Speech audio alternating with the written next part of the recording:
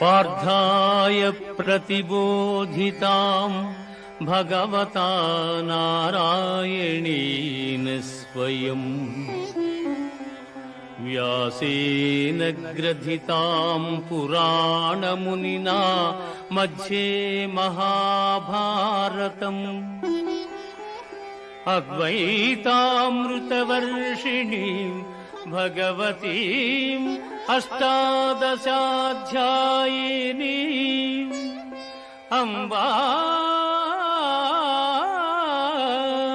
త్వామనుసందధామి భగవద్గీతే భవద్వేషిణీం భగవద్గీతే భవద్వేషిణీం.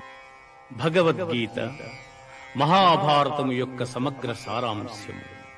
భక్తుడైన అర్జునునకు అనర్చిన ఉపదేశమే గీతా సారాంశము. భారత యుద్ధము జరగరాదని సర్వవిధములా భగవానుడు ప్రయత్నించెను.